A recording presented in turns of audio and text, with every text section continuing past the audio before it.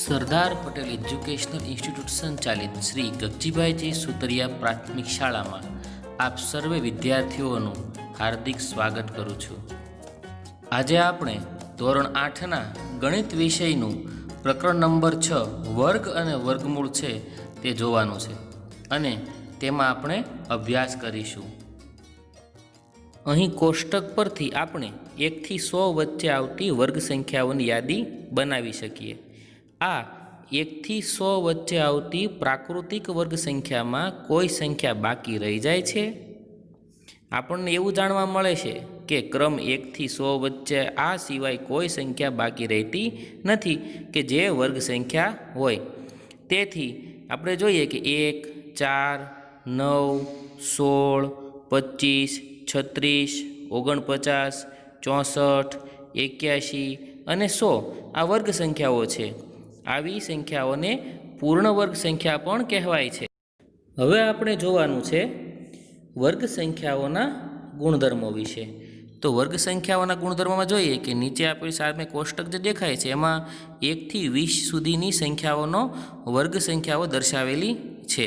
હવે તમે 1 થી 20 સુધીની વર્ગ સંખ્યાઓ જુઓ અને કોષ્ટકનું નિરીક્ષણ કરો.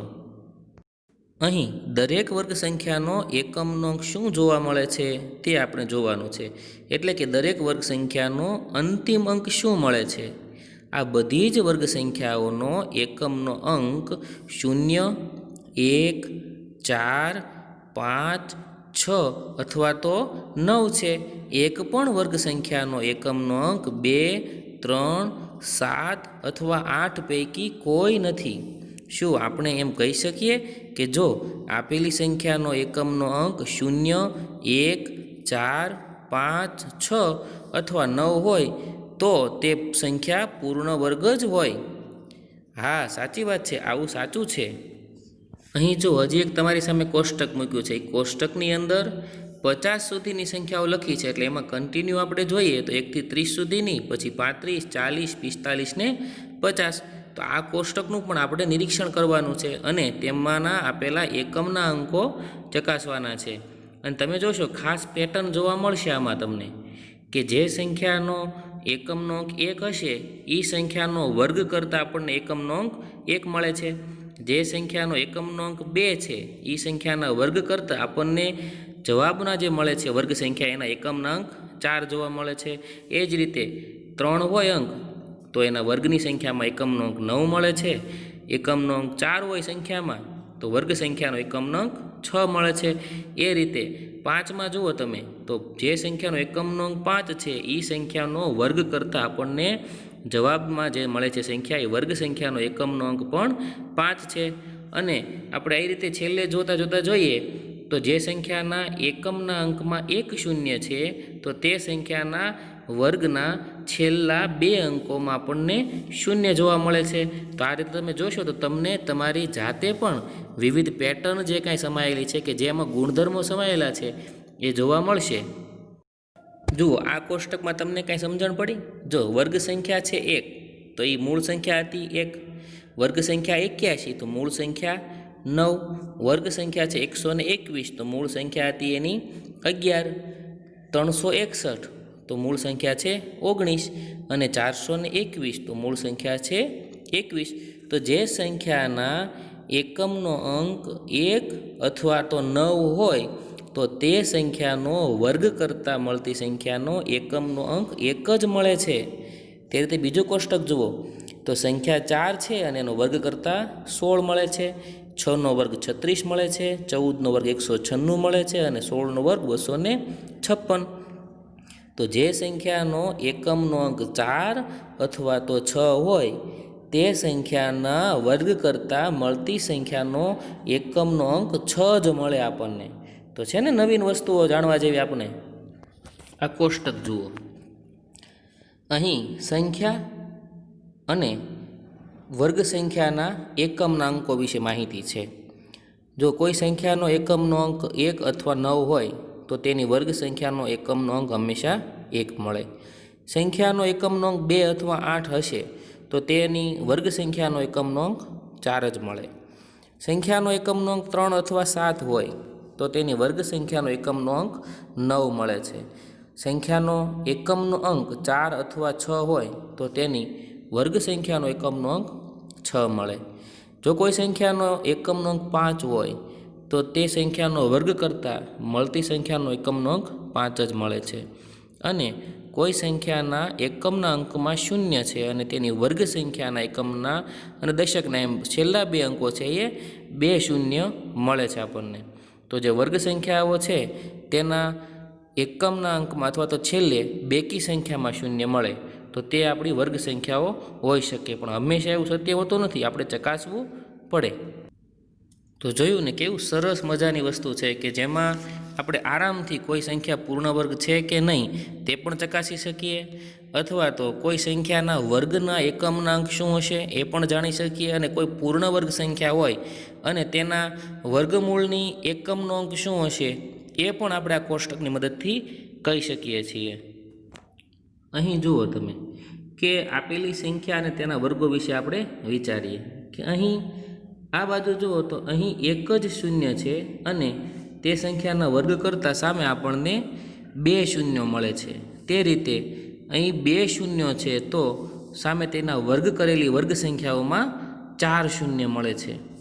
જો કોઈ સંખ્યાના છેલ્લા 3 અંકો શૂન્ય હોય તો તેવી સંખ્યાનો વર્ગ કરતાં મળતી સંખ્યામાં છેલ્લે કેટલા શૂન્ય હોય? તો 3 અંકો શૂન્ય તરીકે હોય તો વર્ગ સંખ્યામાં 6 અંકો શૂન્ય તરીકે મળે આપણને.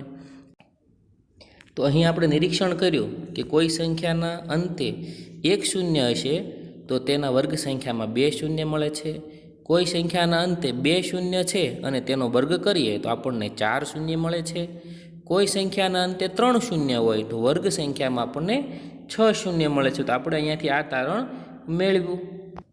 ચાલો આપણે આ કોષ્ટકનું નિરીક્ષણ કરીએ કે જે સંખ્યા એકી સંખ્યા છે તેની વર્ગ સંખ્યા એકી સંખ્યા છે. જે સંખ્યા બેકી સંખ્યામાં છે તેમના વર્ગની સંખ્યા બેકી સંખ્યામાં મળે છે. તો તમે જોઈ શકો છો કે કેટલી બધી સંખ્યાઓ લખી છે. દરેક સંખ્યામાં એકી સંખ્યાનો વર્ગ એકી સંખ્યા મળે છે અને બેકી સંખ્યાનો વર્ગ બેકી સંખ્યા મળે છે. તો આ પણ આપણે તારણ મેળવવાનું હતું. તમને કહ્યું ને કે આ કોષ્ટકને આપણે જોઈશું ને તો ઘણી બધી વસ્તુ આમાંથી તારવી શકીશું કે એકમનો અંક શું મળી શકે, 1 શૂન્ય હોય તો વર્ગ સંખ્યામાં કેટલા શૂન્ય મળે, કોઈ સંખ્યાનો વર્ગ છે એના એકમના અંકના આધારે વર્ગમૂળની સંખ્યાનો એકમનો અંક જાણી શકીએ. તો ઘણું બધું નિરીક્ષણ કરવાનું છે તમારે આમાંથી. ચાલો વિદ્યાર્થી મિત્રો, હવે આપણે જે નિયમો, ઉદાહરણો, વર્ગ સંખ્યાઓ, એકમના અંકો બધું જાણ્યું, એના આધારે હવે ઉદાહરણોથી આપણે પ્રેક્ટિકલી સમજીએ. તમારા પાઠ્યપુસ્તકની અંદર પણ દરેક કોષ્ટક પછી એક પ્રવૃત્તિ આપેલી છે કે જે પ્રયત્ન કરો એમ કરીને લખેલું છે, અને એના આધારે આપણે નિયમ છે એનું દ્રઢીકરણ કરવાનું છે. હવે તમને અહીંયા આપ્યું છે કે નીચે આપેલ સંખ્યાઓ વચ્ચે આવતી પૂર્ણ વર્ગ સંખ્યાઓ શોધો. તમને પહેલું આપ્યું છે 30 અને 40. તો 30 અને 40 બંને સંખ્યાઓની વચ્ચે આવતી પૂર્ણ વર્ગ સંખ્યા જાણવી છે. તો આપણને ખ્યાલ છે 1 થી 10 સુધીના તો આપણે વર્ગો જાણીએ છીએ. હવે જુઓ કે 5નો વર્ગ કરતાં 25 મળે છે, 6નો વર્ગ કરીએ તો 36 જવાબ મળે, અને 7નો વર્ગ કરીએ તો 49 મળે છે. તો 25 એ 30 કરતાં નાની સંખ્યા જે 30 અને 40ની વચ્ચે ન આવે. 49 એ 40 કરતાં મોટી સંખ્યા, તો એ પણ 30 અને 40 વચ્ચે નહીં આવે. તો વધી ગઈ આપણી પાસે 6નો વર્ગ 36. તો 36 એવી એક પૂર્ણ વર્ગ સંખ્યા છે કે જે 30 અને 40ની વચ્ચે આવતી હોય. હવે બીજો પ્રશ્ન જોઈએ, 50 અને 60ની વચ્ચે આવતી પૂર્ણ વર્ગ સંખ્યા. તો 7નો વર્ગ કરતાં 49 જવાબ મળે, 8નો વર્ગ કરતાં 64 મળે. તો 49 અને 64 આ બંને પૂર્ણ વર્ગ સંખ્યા છે કે જે 50 અને 60ની વચ્ચે આવતી નથી. અને જોઈએ કે 7 અને 8 તો આ બે પ્રાકૃતિક સંખ્યાની વચ્ચે પણ કોઈ પ્રાકૃતિક સંખ્યા મળતી નથી. તો આપણે કહી શકીએ કે 50 અને 60ની વચ્ચે કોઈ પણ પૂર્ણ વર્ગ સંખ્યાઓ રહેલી નથી. હવે જોઈએ બીજી પ્રવૃત્તિ. સૂચના છે કે નીચે આપેલ સંખ્યાઓ પૂર્ણ વર્ગ સંખ્યાઓ છે. જો હોય કે નથી તો તમને કેવી રીતે ખબર પડી તે પણ જણાવો. તો અહીં સંખ્યાઓ જુઓ, એમાં પહેલી સંખ્યા છે 1057, બીજી સંખ્યા છે 23453, પછી 7928, પછી છે 2,22,222, 1069 અને 2061.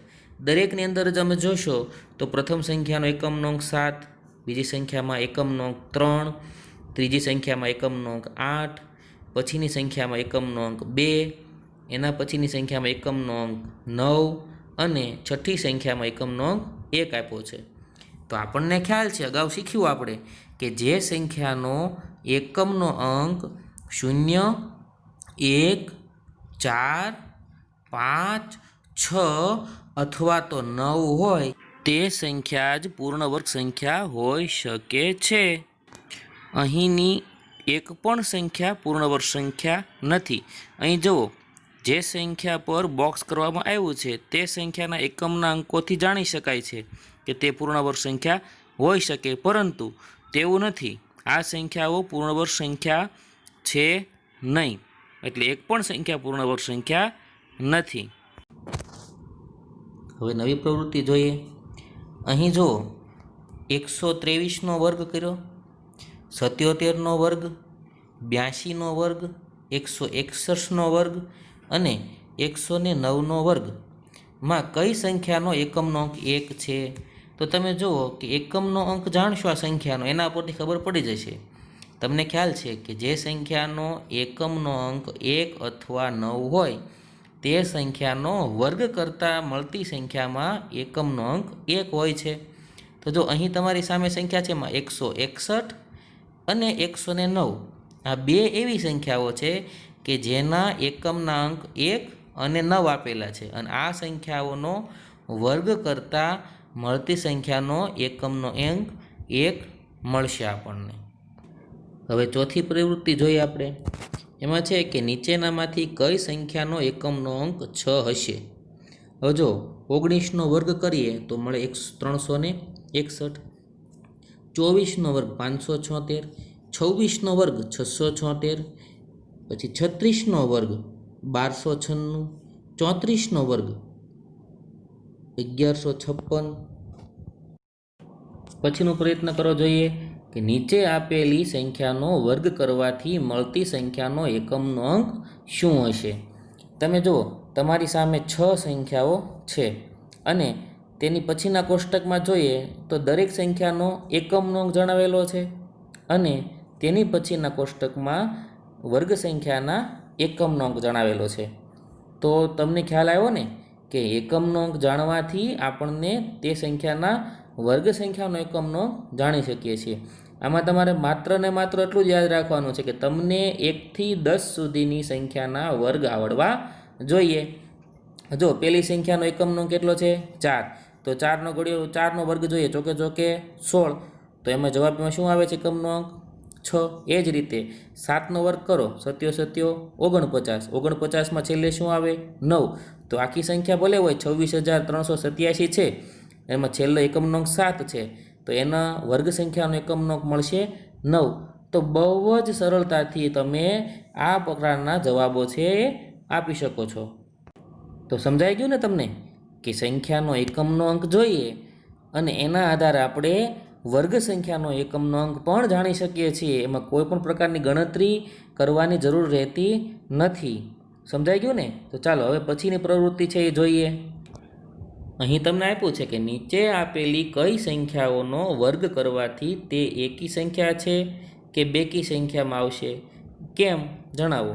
હવે આપણે કશું કરવાનું નથી. અહીંયા આપણે આપેલી સંખ્યા જોવાની છે. પહેલી સંખ્યા છે 727. તો 727નો એકમનો અંક છે 7. તો એ એકી સંખ્યા છે કે બેકી? તો ખ્યાલ છે ને તમને કે આ એકી સંખ્યા છે. તો તે સંખ્યાનો વર્ગ કરવાથી આપણને જવાબ મળશે એકી સંખ્યામાં. પછીની સંખ્યા 158, તો એમાં એકમનો અંક 8. તો તે સંખ્યાનો વર્ગ કરતાં આપણને જે જવાબ મળશે તે વર્ગ સંખ્યા બેકી સંખ્યામાં હશે. તો આ રીતે આપણે જુઓ, ત્રીજી સંખ્યા અને ચોથી સંખ્યા એ પણ તમારે થોડુંક સમજીને જાતે કરવાની છે. પછીનું જુઓ બીજો પ્રશ્ન એમાં કે નીચે આપેલી સંખ્યાનો વર્ગ કરવાથી મળતી સંખ્યાઓમાં કેટલા શૂન્ય હશે? તો તમને આવડશે ને એવું અગાઉ શીખેલા છીએ કે જો સંખ્યામાં એકમમાં 1 શૂન્ય હોય તો વર્ગ સંખ્યામાં 2 શૂન્ય મળે છે. સંખ્યામાં છેલ્લે 2 શૂન્ય હશે તો વર્ગ સંખ્યામાં છેલ્લે 4 શૂન્ય મળે છે. તમે જુઓ 60નો વર્ગ 303,600 અને 400નો વર્ગ થશે 1,60,000. તો જો તમે અહીંયા તમને જવાબ મળી ગયો ને. તો આ રીતે જ આપણી આ પ્રવૃત્તિઓ ખૂબ રસપ્રદ છે. તો વિદ્યાર્થી મિત્રો, આપણે પ્રકરણ 6ની અંદર પેજ નંબર 89થી શરૂ કરી અને પેજ નંબર 92 સુધીમાં તમને ઘણા બધા નિયમો અને પ્રવૃત્તિઓ આપેલી છે. તો આ પ્રવૃત્તિઓ તમારે જાતે કરવાની છે, વાંચવાનું છે અને સમજવાનું છે. અને ખાસ બાબત તમારે યાદ રાખવાનું છે કે આપણને 1થી 30 સુધીના વર્ગ કરતાં આવડવા જોઈએ. એટલે 1થી 30 સુધીની સંખ્યાના વર્ગ અને વર્ગમૂળ તમારે પાક્કા કરી લેવાના છે. તમને પુસ્તકમાં પણ આપેલા છે અને કઈ રીતે વર્ગ મળે કોઈ સંખ્યાનો એની રીત પણ આપેલી છે. હવે આપણે આગળ અભ્યાસ કરતા જોઈએ કે કેટલીક રસપ્રદ પેટર્નો જોવાની છે કે જેમાં ખૂબ મજા આવશે.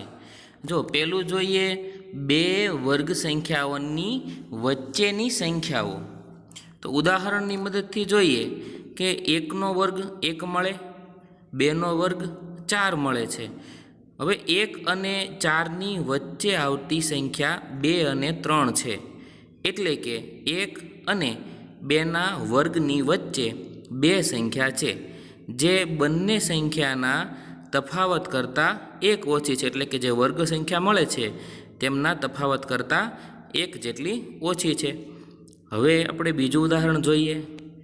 તો 3 અને 4નો વર્ગ કરીએ આપણે. 3નો વર્ગ 9 મળે છે, 4નો વર્ગ 16 મળે છે. 3 અને 4ના વર્ગની વચ્ચે કેટલી સંખ્યા આવે છે એ જોઈએ. તો 16 માઇનસ 9 અને એમાંથી કરવાનો બાદ 1 એટલે જવાબ મળે છે 7 માઇનસ 1 બરાબર 6. તો 6 સંખ્યાઓ 3 અને 4ના વર્ગ સંખ્યાની વચ્ચે આવેલી છે અને જે પૂર્ણ વર્ગ સંખ્યાઓ નથી. હવે જો કઈ સંખ્યા? તો 10, 11, 12, 13, 14 અને 15 આ સંખ્યાઓ પૂર્ણ વર્ગ સંખ્યાઓ નથી. આવું કઈ રીતે બન્યું? આપણે તારણ મેળવીએ. કોઈ પણ પ્રાકૃતિક સંખ્યા n અને n+1 એટલે સંખ્યા તેની પછીની સંખ્યા માટે વિચારીએ. તો n+1નો વર્ગ માઇનસ nનો વર્ગ બરાબર કાઉન્સમાં લખ્યું છે કે nનો વર્ગ વત્તા 2n વત્તા 1 આ સાદુરૂપ આપ્યું છે અને માઇનસ nનો વર્ગ. તો આપણને પરિણામ મળે છે કે બરાબર 2n વત્તા 1. આપણે શોધી શકીએ કે nનો વર્ગ અને n+1નો વર્ગ વચ્ચે પૂર્ણ વર્ગ ન હોય તેવી સંખ્યાઓ 2n વર્ગ મળે છે. હવે આપણે એક પ્રવૃત્તિ દ્વારા એટલે ઉદાહરણ દ્વારા સમજીએ અને ઝડપથી જાણીએ કે બે વર્ગ સંખ્યા વચ્ચે કેટલી સંખ્યા હોય. હવે જુઓ, તમને અહીંયા રકમ આપી છે, એમાં પહેલું છે 9નો વર્ગ અને 10નો વર્ગ છે તેમની વચ્ચે કેટલી પ્રાકૃતિક સંખ્યાઓ આવેલી છે. તો જોઈએ, n બરાબર શું લઈશું? 9 એટલે પહેલી સંખ્યા 9, 9માં 1 ઉમેરો એટલે n+1 એટલે કે 10 મળે. એટલે કે 9 એટલે કે n બરાબર 9 લેતા 9નો વર્ગ અને 10ના વર્ગ વચ્ચે આવતી પ્રાકૃતિક સંખ્યા કેટલી મળશે? તો કે 2 ગુણ્યા n બરાબર 2 ગુણ્યા n એટલે કે 2 ગુણ્યા 9 બરાબર જવાબ મળે 2 9 અને 18. તો હવે આપણે જોઈએ કે 9નો વર્ગ 81 અને 10નો વર્ગ 100. તો બંને સંખ્યાઓના વર્ગ સંખ્યાની વચ્ચે કેટલી સંખ્યા મળી આપણને? તો જવાબ 18 મળ્યો. ચાલો જોઈએ કઈ કઈ સંખ્યા છે. 82, 83, 84, 85, 86, 87, 88, 90, 91, 92, 93, 94, 95, 96, 97, 98 અને 99. આમ આપણને ટોટલ 18 સંખ્યાઓ મળે છે જે 9 અને 10 બે ક્રમિક સંખ્યાઓના વર્ગ સંખ્યાઓની વચ્ચે આવતી સંખ્યા છે. તો તમને ખ્યાલ આવ્યો ને કે કોઈ પણ બે ક્રમિક સંખ્યાઓના વર્ગ સંખ્યાની વચ્ચે કેટલી સંખ્યાઓ એવી છે કે જે પૂર્ણ વર્ગ સંખ્યા નથી તે તમારે જાણવું હોય તો આ રીતે જાણી શકાય. તો ચાલો આ પછીના જે પ્રશ્નો છે તમારી સામે, આ બાકીના પ્રશ્નોના જવાબ તમારે જાતે ગણતરી કરીને લખવાના છે. આવડશે ને બધાને? હવે જોઈએ એકી સંખ્યાઓનો સરવાળો. અહીં જુઓ, એક એ એકી સંખ્યા છે તો કે 1નો વર્ગ બરાબર 1 મળે। પછી જોઈએ 1 વત્તા 3 તો પ્રથમ બે એકી સંખ્યાનો સરવાળો કરતાં જવાબ મળે છે 1 વત્તા 3 એટલે 4 અને 4 છે એ 2નો વર્ગ છે। પ્રથમ 3 એકી સંખ્યા લઈએ 1 વત્તા 3 વત્તા 5 તો જવાબ મળે છે 1 ને 3 4 4 ને 5 9 તો એ 3નો વર્ગ છે। ત્યાર પછી જોઈએ પ્રથમ 4 એકી સંખ્યાઓ લઈએ 1 વત્તા 3 વત્તા 5 વત્તા 7 તો જવાબ મળે 16 જે 4નો વર્ગ છે। પછી આપણે ક્રમિક પ્રથમ 5 એકી સંખ્યાઓ લઈએ 1 વત્તા 3 વત્તા 5 વત્તા 7 વત્તા 9 તો તે 25 જવાબ મળે છે ને જે 5નો વર્ગ છે। પછી જોઈએ આપણે કે પ્રથમ 6 ક્રમિક એકી સંખ્યાઓ લઈએ તો તેનો જવાબ 36 થાય છે અને જે 6નો વર્ગ મળે છે આપણને। તેથી આપણે કહી શકીએ કે પ્રથમ n એકી સંખ્યાઓનો સરવાળો nનો વર્ગ મળે છે। હવે આપણે બીજી રીતે સમજીએ તો કે જો કોઈ સંખ્યા પૂર્ણ વર્ગ સંખ્યા છે તો તેને 1 થી શરૂ કરી ક્રમિક એકી સંખ્યાના સરવાળા તરીકે રજૂ કરી શકાય છે। હવે આપણે એક સંખ્યા લઈએ કે 25 એ પૂર્ણ વર્ગ સંખ્યા છે આપણને ખ્યાલ છે, પણ છતાં આપણે 25માંથી ક્રમિક એકી સંખ્યાઓ છે તેને બાદ કરી અને ચકાસીએ તો જુઓ 25માંથી ક્રમિક એકી સંખ્યા બાદ કરતાં આપણને છેલ્લે 9 - 9 કરતાં 0 મળે છે। અર્થાત 25 બરાબર 1 વત્તા 3 વત્તા 5 વત્તા 7 વત્તા 9 એટલે પ્રથમ 5 ક્રમિક એકી સંખ્યાઓ ઉમેરી એટલે આપણને પૂર્ણવર્ગ સંખ્યા 25 મળે છે અને 25 એ પૂર્ણવર્ગ સંખ્યા છે કારણ કે તે 5નો વર્ગ છે। હવે આપણે એક બીજી સંખ્યા લઈએ 38 એના વિશે વિચારીએ તો અગાઉ મુજબ જ કરશું। 38માંથી ક્રમિક એકી સંખ્યાઓ બાદ કરતા જઈએ 38માંથી 1 બાદ કરો તો 37 મળે, પછી મળે 37માંથી 3 બાદ કરો 34 મળે, 34માંથી 5 બાદ કરો 29 મળે, 29માંથી 7 બાદ કરીએ 22 મળશે, 22માંથી 9 બાદ કરતાં 13 મળે, 13માંથી 11 બાદ કરતાં 2 મળે, 2માંથી 13 બાદ કરતાં -11 મળે છે। એટલે કે છેલ્લે 2 વધે 2માંથી એકી સંખ્યા તરીકે 13 બાદ કરીએ તો -11 મળે છે। અહીં આપણને છેલ્લું પરિણામ 0 મળતું નથી। તો આ બાબત એ સૂચવે છે કે આપણે 38ને 1 થી શરૂ કરી ક્રમિક એકી સંખ્યાના સરવાળા તરીકે રજૂ કરી શકતા નથી। તેથી 38 એ પૂર્ણવર્ગ સંખ્યા નથી। તો આ રીતે આપણે જાણી શકીએ કે કઈ સંખ્યા પૂર્ણ વર્ગ છે કે નહીં એ જાણવા માટે આપણે આ રીતનો પણ ઉપયોગ કરી શકીએ છીએ। અહીં આપેલી એક પ્રવૃત્તિ જુઓ, તેમાં સૌપ્રથમ સંખ્યા છે 121 તો તેની માટે આપણે ચકાસીએ કે તે પૂર્ણ વર્ગ સંખ્યા છે કે નહીં। તો તેને આપણે ક્રમિક એકી સંખ્યાની બાદબાકી વડે દર્શાવીએ તો જો આપણે 121માંથી 1 બાદ કરતાં 120 મળે છે, 120માંથી 3 બાદ કરતાં 117 મળે છે, 117માંથી 5 બાદ કરતાં 112 મળે છે, 112માંથી 7 બાદ કરતાં 105 મળે છે, 105માંથી 9 બાદ કરતાં 96 મળે છે, 96માંથી 11 બાદ કરતાં 85 મળે છે, 85માંથી 13 બાદ કરતાં 72 મળે છે, 72માંથી 15 બાદ કરતાં 57 મળે છે, 57માંથી 17 બાદ કરતાં 40 મળે છે, 40માંથી 19 બાદ કરતાં 21 મળે છે અને 21માંથી 21 બાદ કરતાં 0 મળે છે। આમ આપણે 11 ક્રમિક એકી સંખ્યાઓને 121માંથી બાદ કરતાં આપણને છેલ્લે પરિણામ 0 મળ્યું। અર્થાત આપણે 121ને સરવાળા તરીકે દર્શાવીએ તો 1 વત્તા 3 વત્તા 5 વત્તા 7 વત્તા 9 વત્તા 11 વત્તા 13 વત્તા 15 વત્તા 17 વત્તા 19 વત્તા 21 તરીકે 11 ક્રમિક એકી સંખ્યાથી દર્શાવી શકીએ। તો આમ 121ને પ્રથમ 11 ક્રમિક એકી સંખ્યાના સરવાળા સ્વરૂપે દર્શાવી શકાય છે। આથી કહી શકાય કે 121 એ પૂર્ણ વર્ગ સંખ્યા છે। જો બાકીની આપણી 4 સંખ્યાઓ છે આની માટે તમારે આ જ રીતે પ્રયત્ન કરવાનો છે અને સંખ્યા પૂર્ણ વર્ગ સંખ્યા છે કે નહીં તે તમારે ચકાસવાનું છે। તો પાઠ્યપુસ્તકનું અધ્યયન કરવું અને તેમાં આપેલા ઉદાહરણો, રીતો અને કોષ્ટકોને સમજવાના છે।